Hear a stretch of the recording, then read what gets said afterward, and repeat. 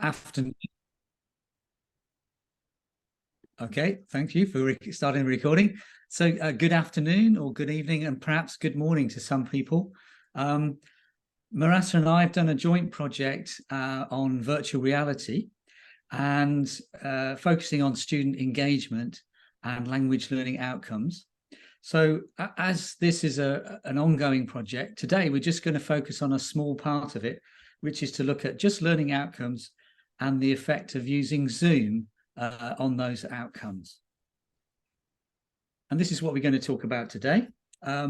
Just briefly describe a previous project that led into this idea. Then we'll move on and just describe and briefly talk about the merits and demerits of a flipped classroom. And then the main part is to talk about a control group study that we've done on Zoom. And then finally, to just look towards the future, which is using virtual reality and a platform called Frame to teach students English. So we're currently looking at two kinds of flipped learning. One is Zoom, which we're on right now and everybody's very familiar with. And the other one is comparing how to use Zoom with a virtual reality platform. As that project, we're about 4 weeks into that project, so we don't have much to report. So we just focus on the Zoom aspect for today. We first started sort of in the middle of the COVID period, and we started with a very small group of students, just 5. And we tried out 3 different kinds of virtual reality. If you're familiar with the Engage system, which is where you use headsets and is probably the most sort of stereotypical kind of virtual reality. We also used a browser, which was called Mozilla Hubs. And finally, we moved into encouraging the students to create virtual tours. All of these were in a flipped manner, in the sense that we got the students to create various presentations and create various kinds of learning materials before the classroom. And then in the classroom itself, we would discuss with the students what they had found and they would present to us. So let's just give you some idea of what they did. You can see some screenshots from the different applications that were used in the first stage, which was Engage. The students found a number of, many different applications, which we divided into 4. Top left is games, top right is documentaries, bottom right is other social sort of learning spaces, and bottom left is subject-specific learning applications, and this one in this case is to do with biology. The second phase was to use Mozilla Hubs, and the students created their own presentations focusing on their own majors. And you can see top left was one about literature. Top right is a math student who is explaining about infinity. And at the bottom is a social media marketing campaign. So that was the second phase. The third phase was to create virtual tours using, we gave the students 360-degree cameras, and they went out and created different kinds of tours using an app called ThingLink, in which you can embed different kinds of things. You can't see this very clearly in the photos, but if you hover your cursor above the virtual tour, you can get lots of information, little embedded links, other photos, audio clips that explain things to do with the tour. So top left is a park a campus from Okayama University, which is where I'm based. Top right is a ranch in South Africa, actually, which is where one of the students, because of Corona and COVID, was stuck in South Africa for about 9 months, but could still take part in the lessons through the magic of technology. And the bottom one is a park in Okayama. So that was the third of these experiments, if you like, with students to see what the potential affordances of virtual reality were in a small group. As I mentioned, there were just 5 students. So we really wanted to try to take this flipped approach and expand it for a bigger class. So what do we mean by flipped approach? Well, you're probably all pretty familiar with this. It's basically preparing before the class. A classic way is to give videos to students to study and try to understand various points before they come into the class, and have a more interactive approach rather than just listening to a lecture or reading something. And as we are language teachers, the main focus of an in-class language approach is to practice some sort of skill, mainly speaking. So those are the kind of very basic points about the flipped classroom. Why would people do it? There's a lot of research that shows several benefits. That if it's done properly, that it's really engaging to students. And if students are engaged, then it will improve their learning outcomes. And in the long term, it will increase their retention of language. There are, of course, some very large challenges for students, particularly the ones that don't do the preparation before the class. And if you don't do the preparation for 1 week and it goes into the next week, you can easily fall behind the pace of the classroom. Making videos has become easier and easier for many people, but it still takes a bit of time and it can be a difficult thing to do. And of course, if you're doing this online, that also needs some expertise and some training for teachers. So bearing in mind those benefits and challenges, we would like to try and see how a flipped online approach can benefit students for language learning. So how did we do this? Well, step one was to do a scoping review. So we did a kind of literature review about virtual reality and language learning. And we found, amongst other main gaps, a lot of the studies that connect virtual reality and language learning are very short-term ones. There's very few longitudinal studies that can give you a lot more information over time as students change. Also, there's some methodological inadequacies of the scoping review revealed, particularly a lot of kind of self-reflective questionnaires and surveys that students did without really measuring any change. And the third area is that lots of studies focus on vocabulary acquisition, probably because it's the easiest area to measure any change. But we would like to look at other aspects of language acquisition, including particularly speaking. So on to the main focus of today's presentation, which is to look at our current study. We have two research questions. One is to look at student engagement and how it's affected by an online class. And the second is to look at language learning outcomes and to see how that can be benefited by an online flipped class. Those are two big areas, so we'll just focus on the language learning outcomes for today's presentation. We chose a sort of quasi-experimental study. So we compared two methods, as I've already explained. The first was a control group using Zoom, and the second was the experimental group using Frame web-based browser. That's the background to the study, and now I'll pass over to Mehrasa, who will give you some more of the details. Thank you very much, Neil, for this first half of the presentation. So I'm going to continue by walking you through the Zoom study first. For this particular study, we had 31 participants, students from various universities around the Kansai or Western Japan region, 19 of whom were females and 12 were males. And the students mostly had English levels of about intermediate to higher intermediate level. And this level meant that they had the basics and they were able to contribute well to our study. We collected this sample of students using purposive sampling, as I said, from several universities that we had contacts in and could recruit students for the study.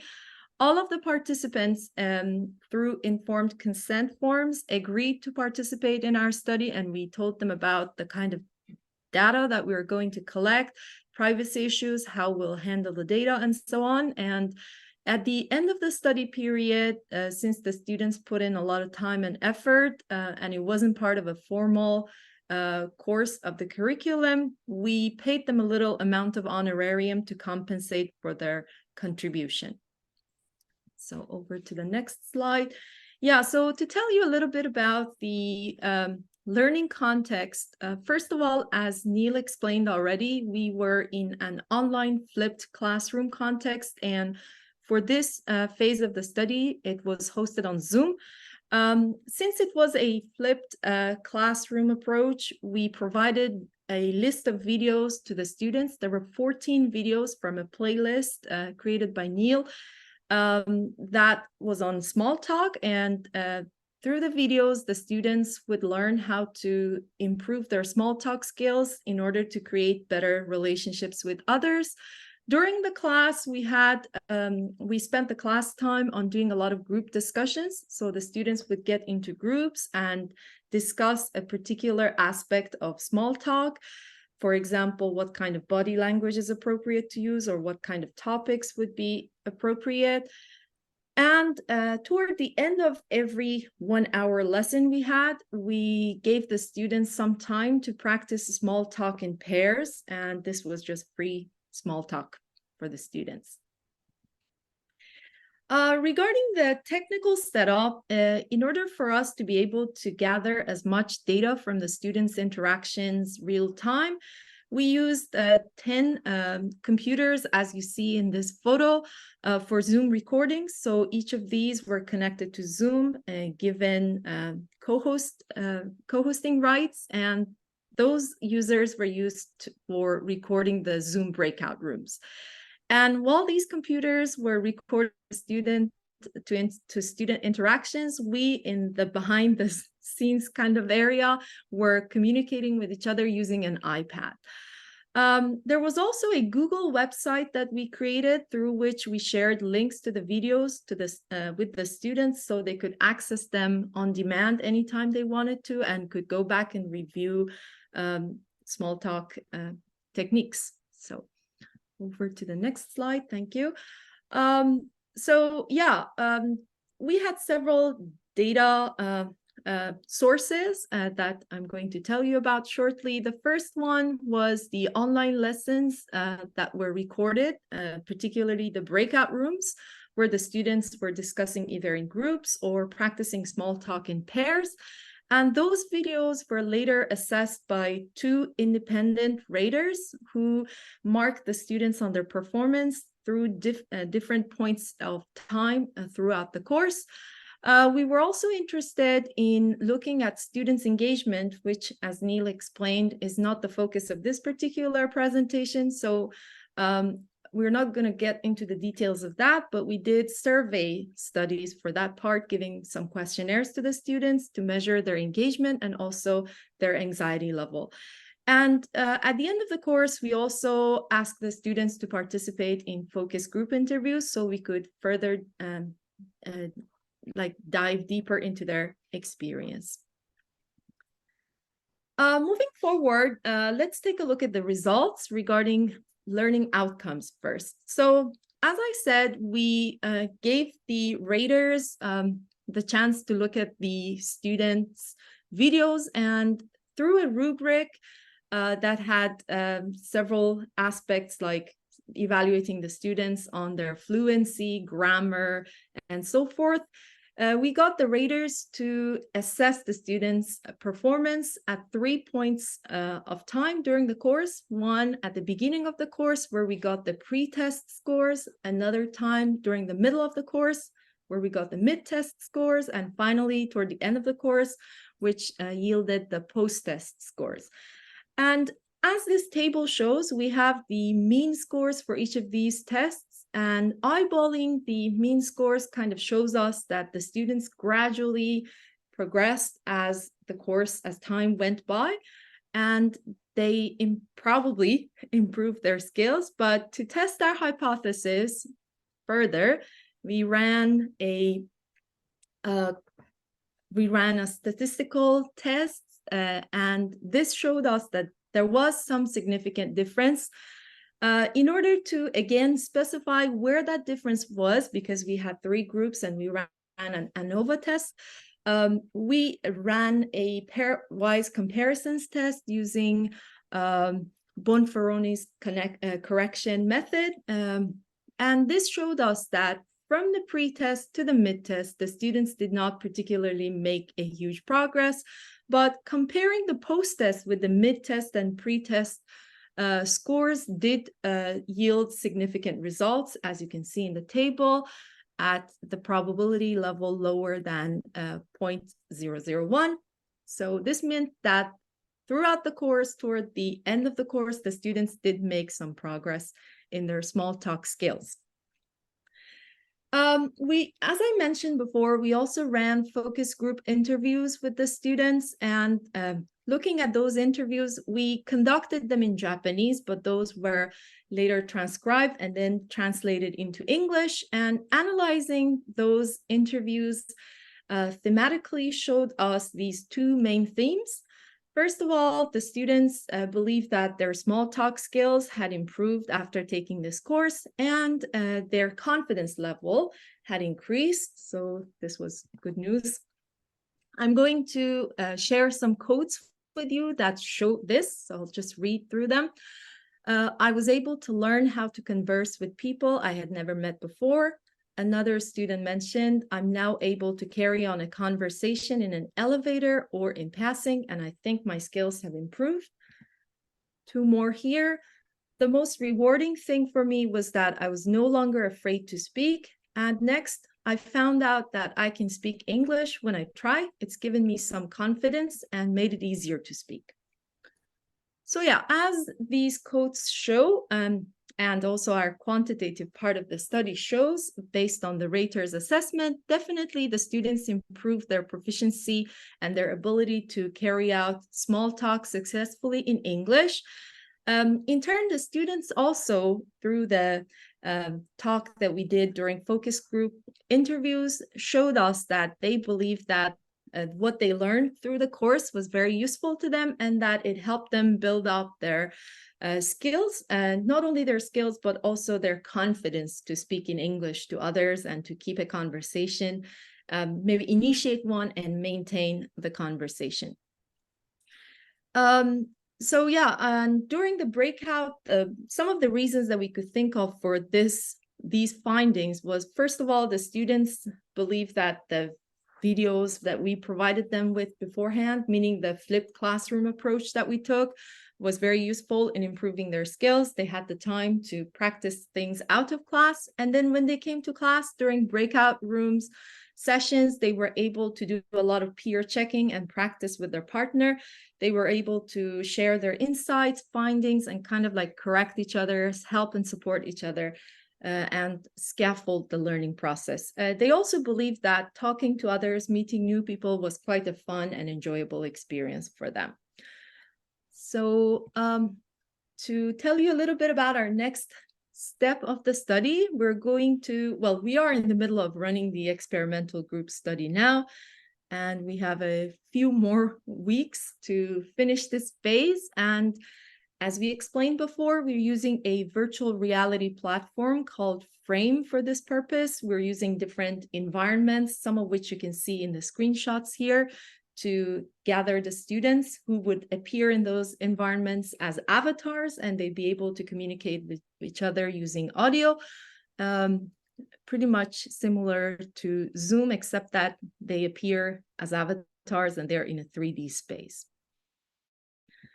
To be able to analyze the findings from that phase more and share it at upcoming conferences soon. But for now, I think this brings us to the end of our talk. And here are 2 of the references, our past publications, which we have talked about in this presentation. And thank you so much for your attention. We welcome any questions you may have.